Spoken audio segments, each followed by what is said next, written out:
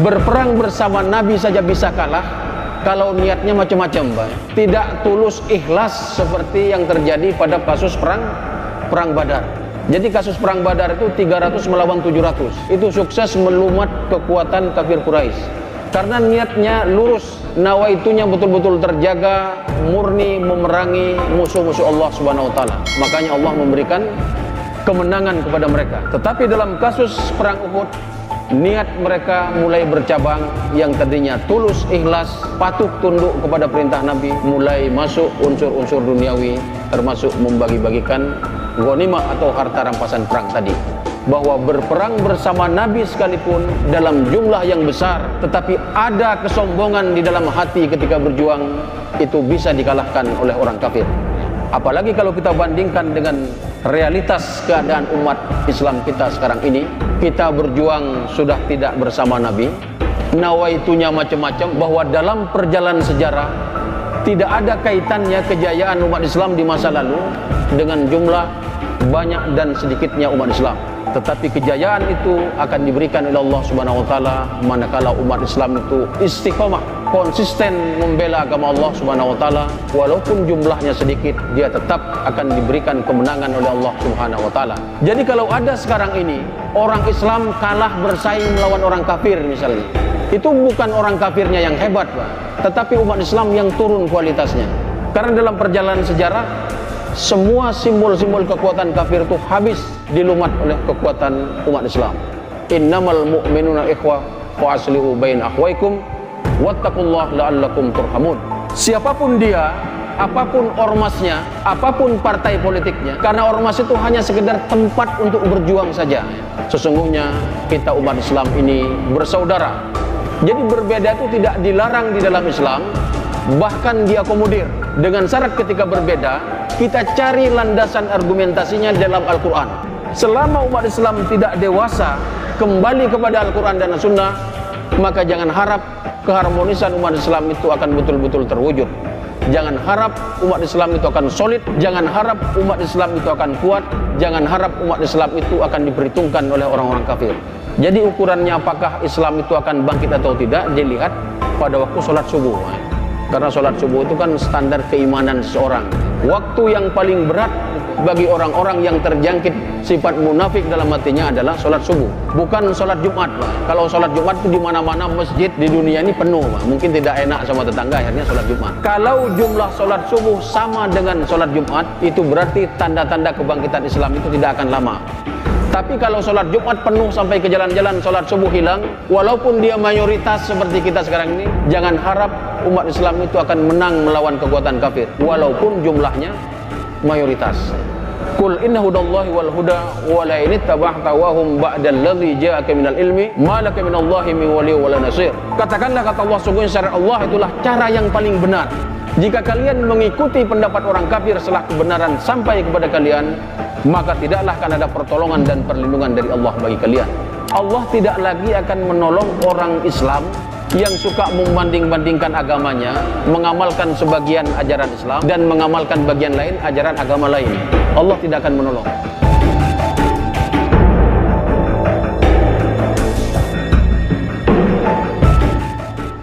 Sadaqallahul azim, amma ba'du. Puji syukur marilah kita panjatkan kepada Allah Subhanahu wa taala karena pada kesempatan subuh yang berbahagia ini kembali Allah menganugerahkan nikmat sehat dan panjang umur kepada kita semua, sehingga kita dapat melaksanakan kewajiban kita, yaitu melaksanakan ibadah salat subuh di Masjid Ahmad Dahlan ini dalam keadaan sehat walafiat. Salawat dan salam mudah-mudahan pula akan selalu kita aturkan kehadiran junjungan kita Nabiullah Muhammad sallallahu alaihi wasallam yang telah berhasil memperjuangkan kita semua dari kegelapan menuju cahaya Allah Subhanahu wa taala, yaitu dinul Islam yang kita amalkan sekarang ini. Bapak, ibu-ibu, saudara-saudari sekalian, jamaah Masjid Ahmad Dahlan yang insyaallah dirahmati Allah Subhanahu wa taala, sebelum kita melanjutkan materi kajian pada kesempatan subuh yang berbahagia ini, Mungkin ada baiknya sedikit saya memperkenalkan diri ya, agar jamaah sekalian ya, paling tidak memahami lah, ya, tahu tentang keberadaan kami di Masjid Ahmad Dahlan ini ya. Saya pribadi sebenarnya dari dulu sering ke Sumeneb ya, karena saya kuliahnya dulu di Jakarta ya, Bandung Jakarta ya. Jadi kalau dari Sapeken itu ya pasti lewat Sumeneb lah ya. Sering mampir di Sumeneb ya. Jadi singkat cerita sekarang ini kami aktif ya. Kalau saya ngajar di Muhammadiyah juga di Denpasar ya. Jadi Masjid Ahmad Dahlan itu bukan hal yang asing ya. Sangat akrab sekali dengan kita karena kita biasa aktif di situ dalam kajian-kajian keumatan ya.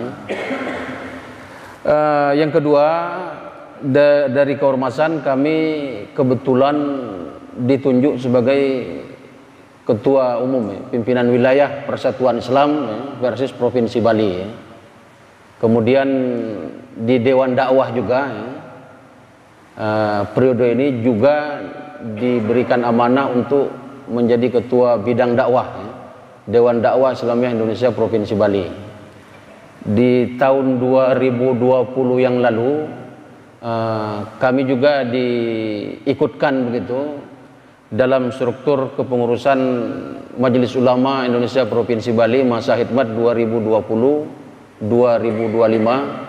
dan diamanahi tugas sebagai ketua bidang dakwah ya. Jadi tugas kita sehari-hari begitu ya, mengkoordinir teman-teman MUI wabil khusus komisi dakwah di 9 kabupaten kota ya, karena di Bali itu ada 9 kabupaten saja ya.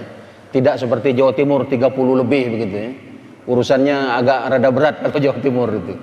Kalau di Bali hanya 9 kabupaten ya. Jadi kita setiap Ramadan itu safari dakwah ke 9 kabupaten mengunjungi teman-teman MUI sesuai bidang masing-masing ya. Jadi kalau saya bidang dakwah, fokusnya koordinasi dengan teman-teman komisi dakwah di MUI kabupaten kota se-provinsi Bali ya. Begitu pula dalam menanggapi isu-isu keumatan ya, baik itu dari Polda ya, itu biasanya datangnya ke komisi dakwah. Apa gerakan umat Islam dan apa respon umat Islam terhadap perkembangan terkini ya, situasi yang ada, itu biasanya kerjaannya apa, teman-teman Intel Polda seperti itu ya. Selalu datang kepada kita untuk memberikan masukan atau meminta informasi tentang perkembangan umat Islam ya. Apakah umat Islam itu sekarang ini baik-baik saja atau mulai terkontaminasi dengan pemahaman radikal ya, atau ada yang sudah mulai nyerempet-nyerempet menjadi teroris begitu ya. Jadi saya pastikan, saya bilang umat Islam itu baik-baik saja, kalaupun ada yang aneh-aneh itu oknum ya. Karena tidak ada, saya bilang, satupun ayat di dalam kitab suci Al-Quran menyuruh orang jadi teroris, itu nggak ada itu orang salah paham saja ya. Baik, kembali kepada kajian kita, itu sepintas tentang perjuangan keumatan di Bali. Kami bersama teman-teman Muhammadiyah ya, Al-Irsyad, Wahdah Islamiyah, Dewan Dakwah, Hidayatullah dan lain-lain, satu suara begitu ya. Kalau dalam istilah politik itu kawan-kawan koalisi kita ya, dalam merumuskan urusan-urusan keumatan khususnya di daerah minoritas di Pulau Bali ya. Bukan berarti ormas yang lain kita tinggalkan, tidak ya.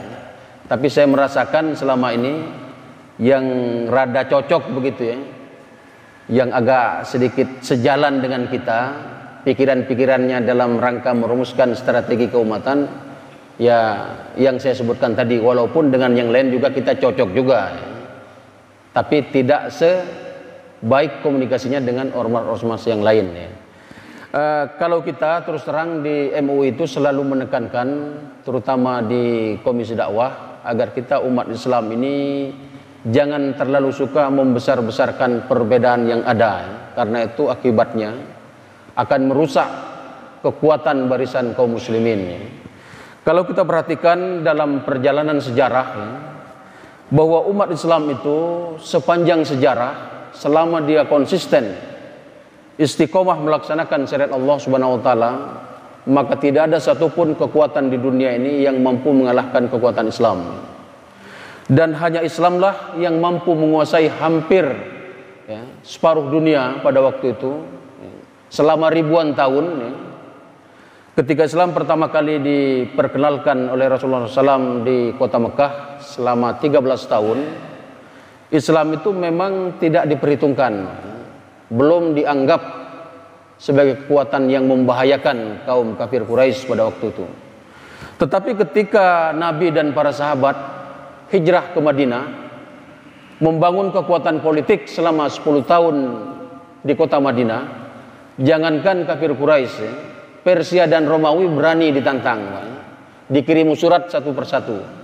Itu artinya kita harus banyak-banyak belajar dalam perjalanan sejarah kita umat Islam ini, bahwa ketika umat Islam itu istiqomah melaksanakan syariat Allah Subhanahu wa taala, maka kejayaan itu akan selalu diberikan oleh Allah Subhanahu wa taala kepada umat Islam itu kapanpun dan dimanapun dia berada.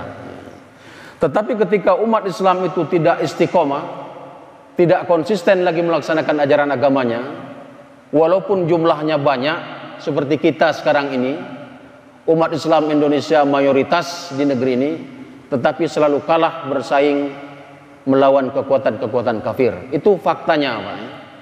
Ya. Saya kebetulan sebelum aktif di MUI juga orang politik, Pak. Saya puluhan tahun jadi pengurus Partai Bulan Bintang dulu, Pak. Jadi saya tahu betul pergerakan massa itu, bagaimana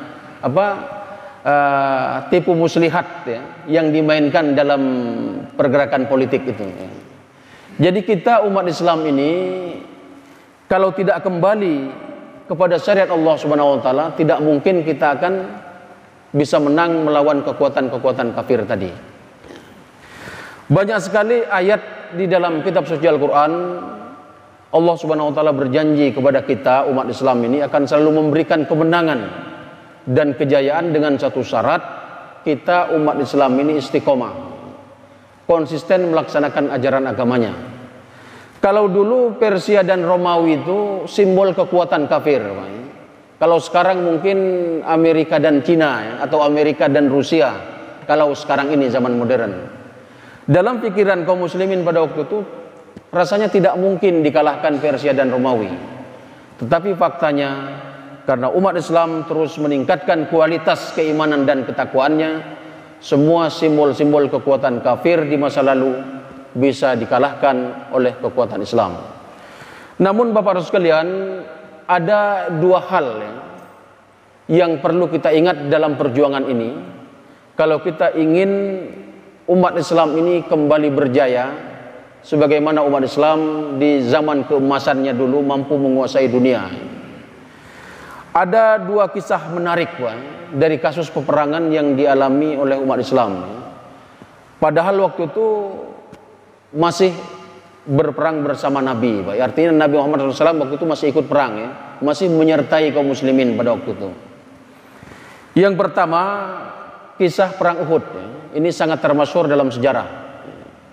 Jadi pada kisah perang Uhud ini, umat Islam dalam catatan sejarah sekitar 700 orang jumlahnya melawan kekuatan kafir yang balas dendam waktu kalah perang Badar itu. Orang kafir pada waktu itu, kafir Quraisy, sekitar 3.000 orang ya. Jadi singkat cerita, ibarat orang main bola, sebenarnya umat Islam babak pertama menang di perang Uhud itu ya. Babak pertama umat Islam menang. Pada waktu itu kafir Quraisy dipimpin oleh Khalid bin Walid. Khalid bin Walid pada waktu itu belum masuk Islam ya. Beliau yang dipercaya untuk memimpin pasukan kafir Quraisy. Singkat cerita, karena Khalid ini ahli strategi perang begitu ya, Nabi sebelum peperangan Uhud ini terjadi sudah mewanti-wanti kepada pasukan kaum muslimin agar istiqomah begitu ya. Jangan sekali-kali meninggalkan pos-pos yang sudah ditentukan ya. Agar taat ya, melaksanakan perintah, jangan bergeser sedikit pun kecuali perang sudah betul-betul usai ya. Kecuali sudah jelas perang itu berakhir ya. Khalid bin Walid melihat kekacauan di tengah pasukannya, ya, karena umat Islam ditempatkan di atas puncak Uhud, ya, pasukan panah begitu.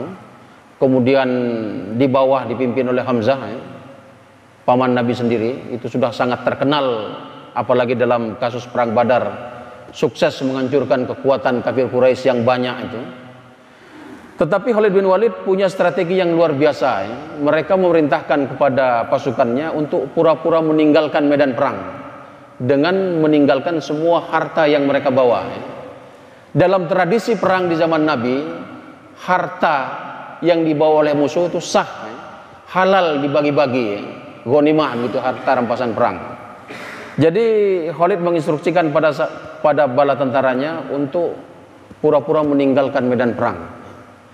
Nah, ketika tentara kafir Quraisy ini kelihatan pergi oleh orang-orang Islam, pasukan kaum muslimin, maka mereka sibuk membagi-bagikan harta yang ditinggalkan ini.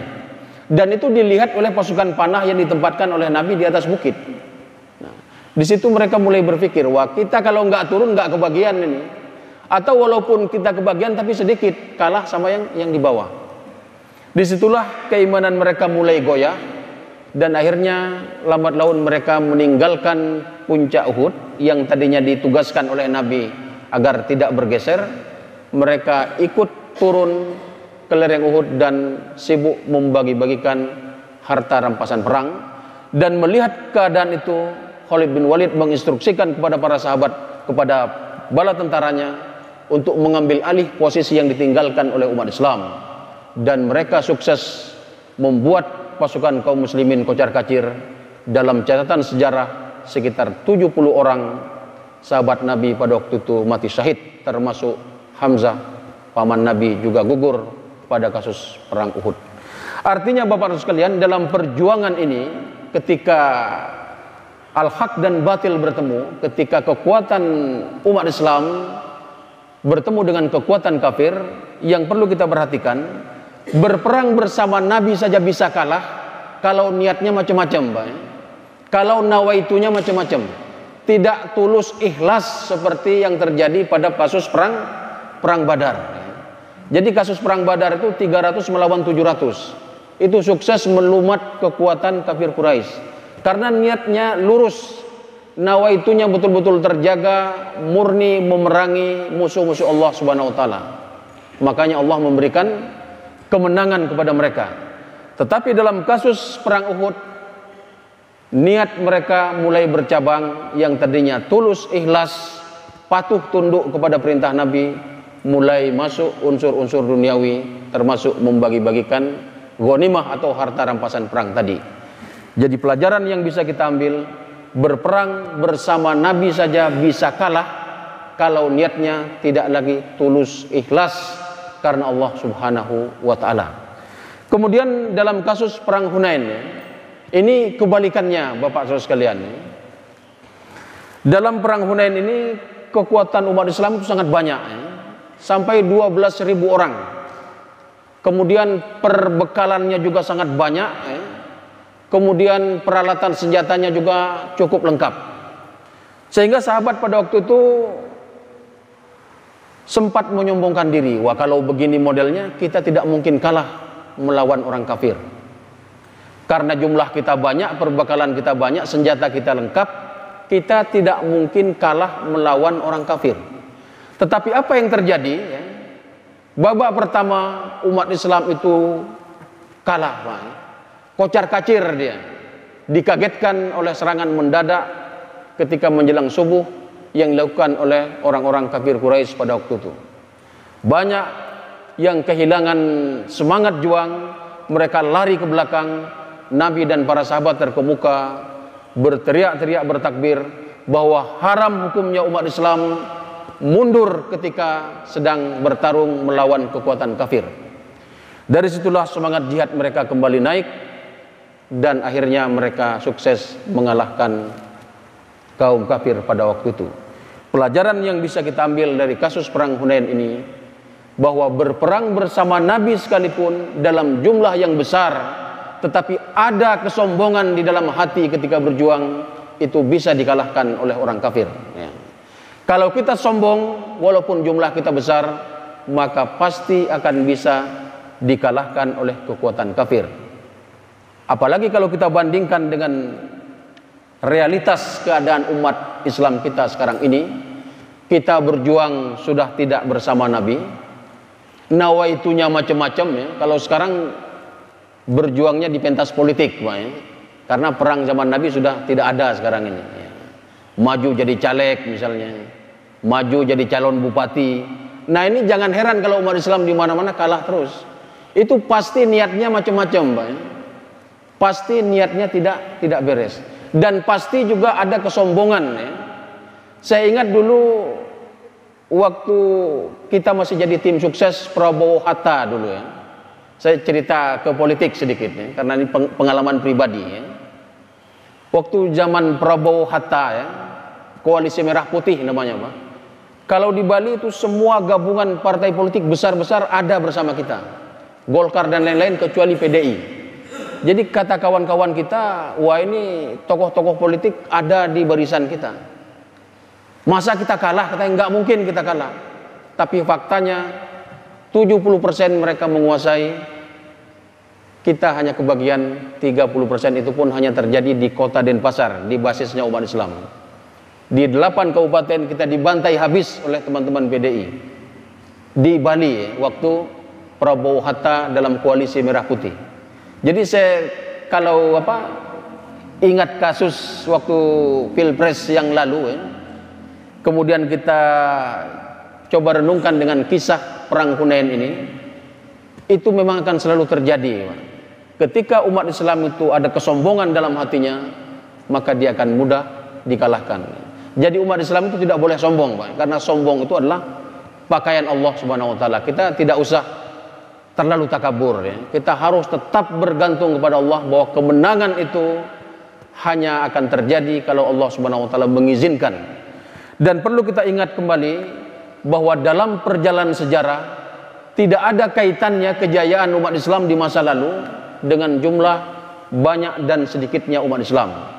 Tetapi kejayaan itu akan diberikan oleh Allah Subhanahu wa taala manakala umat Islam itu istiqomah, konsisten membela agama Allah Subhanahu wa taala, walaupun jumlahnya sedikit, dia tetap akan diberikan kemenangan oleh Allah Subhanahu wa taala. Jadi kalau ada sekarang ini orang Islam kalah bersaing melawan orang kafir misalnya, itu bukan orang kafirnya yang hebat Pak, tetapi umat Islam yang turun kualitasnya. Jadi kita jangan terlalu takjub dengan kekuatan kafir sekarang ini. Amerika disanjung-sanjung seolah-olah tidak mungkin kalah begitu. Itu cara berpikir yang keliru Pak. Karena dalam perjalanan sejarah semua simbol-simbol kekuatan kafir itu habis dilumat oleh kekuatan umat Islam. Kita perhatikan misalnya dalam firman Allah Subhanahu wa taala dalam Quran surah Muhammad ayat 7, Allah mengatakan, a'udzubillahi minasyaitonirrajim. Ya ayyuhalladzina amanu in tansurullaha yansurkum wa yutsabbit aqdamakum. Wahai orang-orang beriman, jika kamu menolong agama Allah Subhanahu wa taala, maka Allah pasti akan menolong kamu dan meneguhkan posisi kamu. Ayat-ayat seperti ini sekarang ini kayaknya kurang diresapi oleh umat Islam kita ini. Jadi jangan heran kalau umat Islam kita ini selalu saja mengalami kekalahan ketika bersaing dengan orang kafir. Saya teringat sebuah hadis ketika Nabi SAW menjelaskan kepada para sahabatnya dulu. Hadis ini diriwayatkan oleh Imam Abu Daud.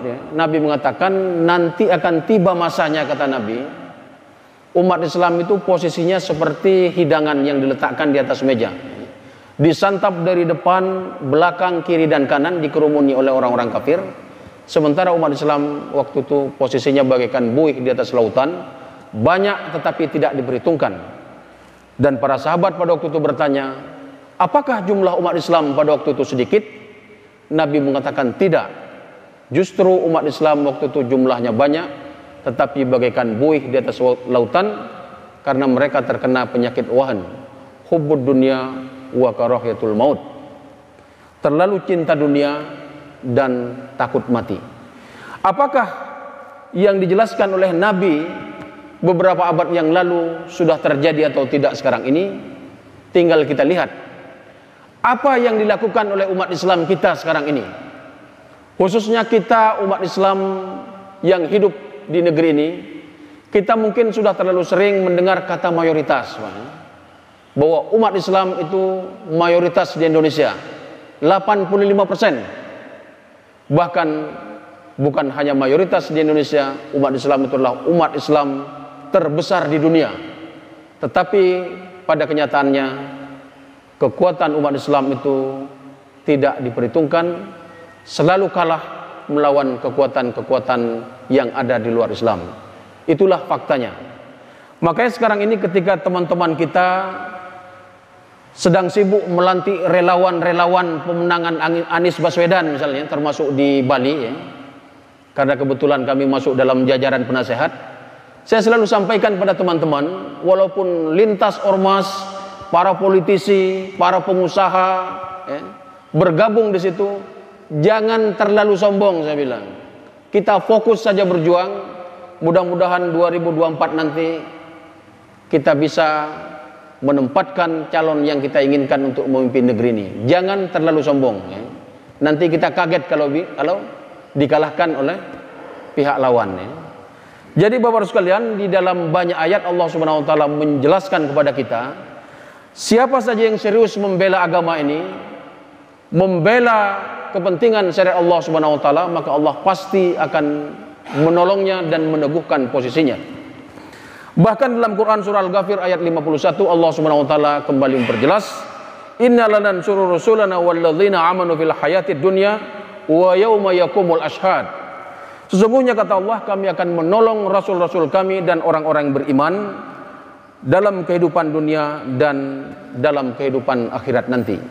Allah Subhanahu wa taala berjanji kepada kita tidak hanya akan menolong orang-orang beriman ini di dunia saja, tetapi Allah akan menolong kita orang-orang beriman ini sampai di akhirat nanti. Di saat semua umat manusia sibuk mempertanggungjawabkan apa yang dia perbuat di dunia, maka Allah Subhanahu wa taala akan memberikan pertolongan, kemudahan kepada orang-orang yang istiqomah membela agamanya selama hidup di dunia ini. Kita harus betul-betul menyadari bahwa kita umat Islam ini harus betul-betul solid ya. Harus betul-betul kompak. Jangan gara-gara beda ormas misalnya terganggu komunikasi kita. Jangan gara-gara beda partai terganggu hubungan kita dengan saudara-saudara kita yang lain. Jangan gara-gara beda kelompok pengajian komunikasi kita menjadi tidak enak dengan saudara-saudara muslim kita yang lain. Kita harus berpikir cerdas dan objektif, kembalikan kepada konsep Islam. Allah Subhanahu wa taala menegaskan dalam Quran surah Al-Hujurat ayat 10, "Innamal mu'minuna ikhwah fa aslihu baina akhwaikum wattaqullaha la'allakum turhamun." Siapapun dia, apapun ormasnya, apapun partai politiknya, karena ormas itu hanya sekedar tempat untuk berjuang saja ya. Makanya saya selalu mengulang-ulang bersama ketua umum kita kalau di Bali begitu. Ketika kita masuk di majelis ulama, bendera-bendera ormas itu tidak usah kita tonjolkan ya. Kita harus solid berjuang karena Allah Subhanahu wa taala, karena majelis ulama itu adalah rumah besarnya umat Islam. Tidak lagi misalnya Muhammadiyah menonjolkan bendera Muhammadiyah, orang NU menonjolkan KNU-annya, orang Persis menonjolkan NU. Kalau itu terjadi, maka kita tidak akan pernah diperhitungkan kekuatan kita oleh orang-orang kafir, karena kita tidak solid. Innamal mu'minuna ikhwah fa aslihu baina akhwaikum wattaqullaha la'allakum turhamun. Siapapun kita, apapun latar belakang ormas kita, sesungguhnya kita umat Islam ini bersaudara. Dan kalau ada di antara kita umat Islam ini yang terganggu komunikasinya, apakah itu gara-gara kunut atau tidak kunut begitu, gara-gara PKS dan PAN misalnya, itu jangan dibiarkan berlarut-larut. Fa aslihu baina akhwaikum. Saudara muslim yang lain harus tampil agar yang bersangkutan berdamai ya, terjadi islah, agar ukhuwah Islamiyahnya kembali terjaga dan perjuangan umat Islam kembali solid. Karena kalau kita perhatikan Bapak-Ibu sekalian, umat Islam kita ini masih banyak yang belum dewasa. Saya tahu betul Saya sebenarnya kaget juga ya. Bulan Februari yang lalu saya kebetulan mewakili MUI Provinsi Bali dalam acara Multaqo Duat Nasional di Jakarta ya. Itu 34 provinsi, utusan MUI 34 provinsi berkumpul di Jakarta. Komandan tertingginya kalau Komisi Dakwah itu putra Madura juga ya, Kiai Khalil Nafis ya. Mungkin banyak yang kenal Pak ya. Kiai Khalil itu kalau nggak salah orang Pamekasan itu Pak ya. Di situ saya heran juga, di internal MUI saja para kiai gelarnya profesor, doktor segala macam masih belum dewasa dalam menyikapi perbedaan. Saya herannya di situ Pak. Padahal berbeda di dalam Islam itu tidak dilarang Pak. Perbedaan di dalam Islam itu sama sekali tidak dilarang. Kalau kita lihat misalnya dalam Quran surah An-Nisa ayat 59 Pak ya. Ayat ini sangat populer, banyak dihafal oleh umat Islam, tetapi sayangnya mungkin jarang-jarang diamalkan Pak ya. Akibatnya terjadi gesekan terus di bawah. Allah mengatakan, atiullah wa atiur rasul wa ulil amri minkum fa in tanaza'tum fi syai'in farudduhu ila Allah war rasul in kuntum tu'minuna billahi wal yawmil akhir dzalika khairu wa ahsanu ta'wila. Taatlah engkau kepada Allah dan taatlah engkau kepada Rasul dan para pemimpin di antara kamu. Ketika terjadi tanazu, kontradiksi, perbedaan pendapat di antara kalian, kata Allah, kembalikanlah ia kepada Al-Quran ya, kepada Allah Al-Quran maksudnya, dan kepada Rasul hadis maksudnya, jika engkau beriman kepada Allah dan hari kemudian ya. Jadi keimanan kita dipertaruhkan di sini Pak. Jadi berbeda itu tidak dilarang di dalam Islam, bahkan diakomodir dengan syarat ketika berbeda kita cari landasan argumentasinya dalam Al-Quran ya. Misalnya kita berbeda tentang status hukum ya. Ada yang mengatakan haram, ada yang mengatakan halal. Enggak usah repot-repot Pak. Kita cari dalam Al-Quran. Kalau ketemu perbedaan itu harus dihentikan, tidak usah dilanjutkan lagi. Nah ini yang terjadi, yang saya sebut, saya heran waktu pertemuan di Jakarta itu, karena di situ berkumpulnya para tuan guru kalau istilah orang NTB. Kok masih ada yang ngotot-ngotot, wah ini menurut kiai saya, menurut ormas saya. Ah ini aneh Pak. Karena Al-Quran itu undang-undang tertinggi umat Islam. Kiai, ustadz, tuan guru, apa lagi namanya Pak? Tugasnya hanya menyampaikan saja. Ketika ayatnya ketemu harus dihentikan ini. Jangan diteruskan lagi. Kalau tidak dosa semua kita. Karena agama ini sudah lengkap, sempurna. Allah sudah ridho kita melaksanakan Islam ini. Tugas kita hanya menyampaikan saja. Makanya saya teringat hadis yang diriwayatkan oleh Imam Muslim Pak ya, bahwa hakikat kesombongan itu bukan orang kaya yang menggunakan Mercy misalnya, menggunakan baju bagus, menggunakan sepatu baru. Kalau orang kaya pakai mobil mewah itu bukan sombong Pak. Itu sah-sah saja ya. Karena Allah itu indah dan mencintai keindahan ya. Yang sombong itu sebenarnya menolak kebenaran dan meremehkan orang lain. Itulah hakikat kesombongan ya. Jadi ketika kita berbeda dalam suatu masalah hukum misalnya, kemudian kita sodorkan ini loh ayatnya, hukumnya wajib misalnya. Kalau masih ada yang bantah-bantah, nah ini aneh ini Pak. Karena undang-undang tertinggi umat Islam itu adalah Al-Quran. Kita harus sami'na wa ta'na. Masalah guru kita, ormas kita, kiai kita berbeda itu soal lain. Selama umat Islam tidak dewasa kembali kepada Al-Quran dan As-Sunnah, maka jangan harap keharmonisan umat Islam itu akan betul-betul terwujud. Jangan harap umat Islam itu akan solid. Jangan harap umat Islam itu akan kuat. Jangan harap umat Islam itu akan diperhitungkan oleh orang-orang kafir. Begitu pula dalam soal hadis Pak. Kalau tidak ketemu di dalam Al-Quran, kita cari dalam hadis. Kalau hadisnya jelas ya, riwayat Bukhari Muslim, hadisnya sahih, tidak ada yang mempersoalkan tentang derajat kesahihannya. Masih dibantah-bantah juga. Oh Pak Yai saya lain, ormas saya lain. Nah inilah yang membuat kacaunya persatuan umat Islam itu. Karena tidak serius dalam melaksanakan syariat agama Allah Subhanahu wa Ta'ala. Jadi umat Islam ini kita selalu menyuarakan ya, wabil khusus saya sebutkan tadi dalam komisi dakwah, kami bersama teman-teman, dan mudah-mudahan semangat ini juga akan selalu kita tularkan kepada saudara-saudara kita yang lain. Tidak dilarang kita beda ormas, beda partai, ya, beda kelompok pengajian, beda pendapat, itu semua diakomodir, ya. Sah-sah saja. Landasan argumentasinya Quran surah An-Nisa ayat 59. Tetapi ketika berbeda, kembalikan dia kepada Al-Quran, kembalikan dia kepada hadis, maka aman semua, Pak. Tidak akan terjadi masalah kalau umat Islam ini konsisten semua, istiqomah semua, mengembalikan segala urusannya kepada Al-Quran dan As-Sunnah. Tapi kalau tidak, disitulah akan sulit tercapai persatuan di tengah-tengah barisan kaum muslimin. Apalagi, Pak, kalau umat Islam itu tidak serius melaksanakan ajaran agamanya. Misalnya masalah sholat, Pak. Sholat itu kan tiangnya agama. Dan ternyata di tengah-tengah kita umat Islam ini, berdasarkan penelusuran teman-teman dari Komisi Dakwah, sampai detik ini kelompok Islam KTP ini masih banyak di Indonesia, Pak. Yang hidup di terminal-terminal, yang hidup di stasiun, di pelabuhan-pelabuhan, ngaku beragama Islam, tetapi sholatnya hanya 3 kali katanya. Idul Fitri, Idul Adha, dan sholat Jumat, ya. Nah, sudah 3 kali, tapi maunya surga Firdaus. Ini kacau memang ini, ya.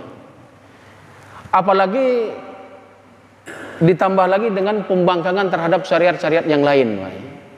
Kalau dulu di zaman Nabi, makanya jangan heran umat Islam walaupun jumlahnya minoritas, tetapi selalu diberikan kemenangan. Mereka betul-betul serius mengamalkan syariat Allah Subhanahu wa taala, sehingga Allah Subhanahu wa taala akan selalu memberikan kemenangan kepada umat Islam di masa lalu. Kalau umat Islam kita ini kadang-kadang aneh, Pak. Salah satu contoh misalnya awal bulan Juni yang lalu, Pak. Ini kalau yang aktif di media tahu, Pak. Ya, ada saudara-saudara kita di Gresik itu yang menikah dengan kambing, Pak. Saya juga kaget gitu, ya. Jadi teman-teman MUI Jawa Timur itu paling semangat, Pak, dipolisikan katanya. Karena ini dianggap menistakan agama, karena dia menikah secara Islam, kan. Dan info terkini pertengahan Juli yang lalu, tanggal 18 kalau nggak salah, yang menikah dengan kambing itu sudah dipenjara semua 4 orang. Ini bukan soal kita usil dengan urusan orang, Pak, tidak. Jadi kita bisa melihat kalau kualitas umat Islam seperti itu, kadang sholat, kadang tidak, menikah dengan kambing misalnya, jangan harap umat Islam itu akan menang, Pak. Walaupun jumlahnya mayoritas, ya.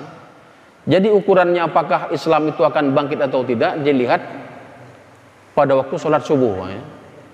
Karena sholat subuh itu kan standar keimanan seseorang, ya.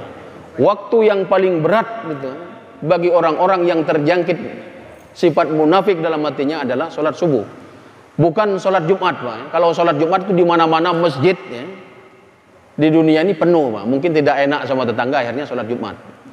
Kalau jumlah sholat subuh sama dengan sholat Jumat, itu berarti tanda-tanda kebangkitan Islam itu tidak akan lama, Pak. Tapi kalau sholat Jumat penuh sampai ke jalan-jalan, sholat subuh hilang, walaupun dia mayoritas seperti kita sekarang ini, jangan harap umat Islam itu akan menang melawan kekuatan kafir, walaupun jumlahnya mayoritas. Itulah fakta yang harus kita pahami bersama, agar kita memahami kondisi real, ya, kekinian umat Islam kita ini. Kenapa umat Islam sekarang ini jumlahnya banyak tetapi selalu kalah melawan kekuatan kafir-kafir itu? Jawabannya adalah umat Islam sekarang ini sudah tidak konsisten lagi melaksanakan ajaran agamanya, karena Allah Subhanahu wa taala tegas mengatakan di dalam Al-Qur'an, dalam Quran surah Al-Baqarah ayat 120, Allah mengatakan, "Qul inna hudallahi wal huda wa la in ittaba'ta wa hum ba'dal ladzi ja'aka minal ilmi ma laka minallahi min waliyyin wa la nasir." Katakanlah, kata Allah, sungguhnya syariat Allah itulah cara yang paling benar.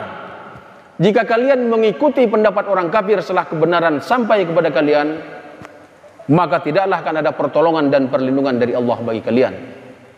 Quran surah Al-Baqarah ayat 120. Allah tidak lagi akan menolong orang Islam yang suka membanding-bandingkan agamanya, mengamalkan sebagian ajaran Islam dan mengamalkan bagian lain ajaran agama lain. Allah tidak akan menolong. Salah satu contoh kecil misalnya, Pak, di era modern sekarang ini banyak yang menganggap bahwa syariat Islam itu sudah tidak relevan lagi diamalkan secara maksimal ya, di zaman modern ya. Banyak yang tidak sesuai katanya. Salah satu contoh kecil misalnya mengucapkan salam. Mengucapkan salam ini hanya cocok di masjid katanya begitu ya. Di tempat-tempat pengajian. Tetapi kalau di mall, di matahari, di tempat-tempat keramaian itu nggak cocok dia bilang. Ya, tidak cocok lagi diamalkan. Itu membuat orang heran ya. Disangka kita mau pengajian katanya. Solusinya apa? Ya diganti dia bilang. Ya. Good morning, ya. Selamat pagi, atau lebih gaul lagi, hi bro gitu. Nah ini kalau diiyakan dan diamalkan, walaupun kelihatannya sepele, kalau diamalkan model-model seperti ini, mengganti-ganti syariat Islam ini, Allah tidak lagi mau menolong dan melindungi umat Islam yang seperti itu. Karena tidak ada satupun landasan argumentasinya dalam Al-Quran. Boleh syariat Islam itu diamalkan sebagian dan boleh ditinggalkan bagian yang lain, itu tidak ada. Yang jelas dan tegas itu dalam Quran surah Al-Baqarah ayat 208. Ya ayyuhalladzina amanu udkhulu fis silmi kafah wa la tattabi'u khutuwatis syaitan innahu lakum aduwwum mubin. Wahai orang-orang beriman, masuklah engkau ke dalam Islamku secara totalitas, secara kafah, mulai dari urusan-urusan yang kecil, mulai dari urusan keluar masuk WC sampai urusan negara, harus total secara Islam. Dan janganlah engkau mengikuti langkah-langkah setan, karena setan itu adalah musuh yang nyata bagimu. Kalau sampai detik ini misalnya kita belum mampu maksimal dalam melaksanakan syariat Allah Subhanahu wa taala, paling tidak ada niatan dalam hati kita, suatu saat nanti kita akan mampu, kita akan upayakan bahwa kita ini akan melaksanakan syariat Islam secara totalitas. Paling tidak kita jangan mempermainkan agama Allah Subhanahu wa taala. Jangan membanding-bandingkan syariat Allah dengan aturan-aturan yang ada di luar Islam, apalagi sampai mengamalkannya. Karena kalau itu terjadi, Allah tidak lagi mau menolong dan melindungi orang Islam yang suka mengamalkan ajaran agama lain. Jadi harus steril betul. Ketika berbicara Islam, Quran, Sunnah, Pak Yai dan lain-lain urusannya menyampaikan saja. Tidak boleh menambah-nambah dan mengurangi. Karena agama ini sudah lengkap, sempurna, tinggal kita amalkan. Itulah kenapa umat Islam di masa lalu selalu diberikan kemenangan oleh Allah Subhanahu wa taala, karena mereka istiqomah, konsisten melaksanakan syariat Allah Subhanahu wa taala. Dalam kasus perang Badar, kemudian dalam kasus perang Hunain, Allah mengatakan di dalam Al-Quran, kami utus malaikat-malaikat kami, kata Allah, untuk menolong kekuatan umat Islam. Dalam pandangan kafir Quraisy pada waktu itu, ketika perang Badar, tidak mungkin umat Islam itu dikalahkan. Mereka berbohong katanya. Mereka bukan 300 orang yang datang menghadapi kita, tetapi puluhan ribu. Karena di bawah kaki langit itu tidak terhitung pasukan yang memakai baju berwarna putih sedang menunggu walaupun tidak ikut berperang. Tapi kata umat Islam, kami hadir hanya 300 orang. Allah Subhanahu wa taala mengutus para malaikatnya untuk memberikan kemenangan, memberikan dukungan kepada umat Islam. Karena itu kalau kita menginginkan umat Islam ini kembali berjaya, maka kuncinya kembali konsisten melaksanakan ajaran agama ini. Karena kemenangan dan kemajuan umat Islam, kalau kita perhatikan dalam perjalanan sejarah, tidak ada kaitannya dengan jumlah banyak dan sedikitnya umat Islam, tapi sangat tergantung kepada kualitas umat Islam itu sendiri.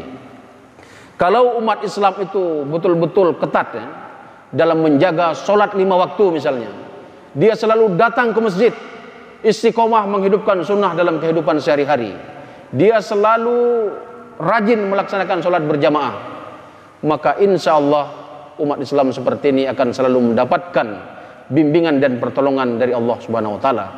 Karena walaupun kita nangis-nangis misalnya, sholat sendirian di rumah, pahalanya tetap satu. Ini yang harus kita viralkan kemana-mana. Walaupun sholat sambil nangis-nangis karena khusyuknya, tapi di rumah sendirian, pahalanya tetap satu. Tapi datang ke Masjid Ahmad Dahlan, satu berubah menjadi 27. Usia umat Nabi Muhammad itu sangat singkat, ketika Nabi ditanya oleh para sahabat, Nabi menjawab, usia umatku 60 sampai 70 tahun saja. Walaupun ada yang melampaui, kata Nabi, jumlahnya sedikit. Dan faktanya bisa kita lihat, walaupun mungkin di era modern sekarang ini ada yang sampai mencapai 100 tahun, tapi itu sudah sangat jarang. Walaupun ada, mungkin sudah tidak produktif lagi, sakit-sakitan ya, dihabiskan di tempat tidur atau di rumah sakit. Karena itu kita harus betul-betul cerdas dalam mensiasati kehidupan ini. Usia umat Nabi Muhammad itu singkat, semua yang kita lakukan harus dipastikan bernilai pahala di hadapan Allah Subhanahu wa taala. Jangan kita tertipu oleh godaan-godaan kehidupan dunia yang akan melalaikan kita. Kita harus fokus bahwa Allah Subhanahu wa taala akan memberikan pertolongan kepada kita umat Islam ini, bukan hanya di dunia tetapi sampai di akhirat nanti, dengan syarat kita konsisten dalam keimanan dan ketakwaan kepada Allah Subhanahu wa taala. Kita jangan suka selalu membesar-besarkan perbedaan, tetapi kita harus berusaha untuk mempersatukan umat ini, karena sesungguhnya kita ini adalah bersaudara. Kita harus kuat, harus solid sebagaimana umat Islam yang hidup di masa Nabi, tidak segan-segan antara satu dengan yang lain saling meminta nasihat. Apa kekuranganku hari ini? Apa kelemahanku hari ini? Maka sahabat yang lain juga memberikan masukan dengan tulus dan ikhlas. Karena tidak mungkin keimanan seorang itu akan selalu stabil, akan selalu naik tanpa nasihat dari saudara muslim yang lain. Hal itu juga dijelaskan dalam Quran surah Al-Maidah ayat 2, wa ta'awanu 'alal birri wat taqwa wa la ta'awanu 'alal itsmi wal udwan. Tolong menolonglah kalian dalam kebaikan dan ketakwaan, dan janganlah kalian tolong menolong dalam permusuhan dan dosa. Kita umat Islam ini insya Allah akan kembali bangkit dengan syarat kita meningkatkan kualitas keimanan dan ketakwaan kita, dan kita kembali solid dalam barisan kaum muslimin, tidak tercerai-berai. Insya Allah kejayaan Islam di masa lalu akan mampu kita ulangi kembali di era modern seperti sekarang ini. Mungkin demikianlah kajian singkat pada kesempatan yang berbahagia ini. Mohon maaf kalau ada hal-hal yang kurang berkenan atau tidak sesuai atau tidak sependapat dengan Bapak Ibu saudara sekalian yang hadir di tempat yang mulia ini. Allahu ya'khudhu bi'aidina ila ma fi khairul Islam wal muslimin. Assalamualaikum warahmatullahi wabarakatuh.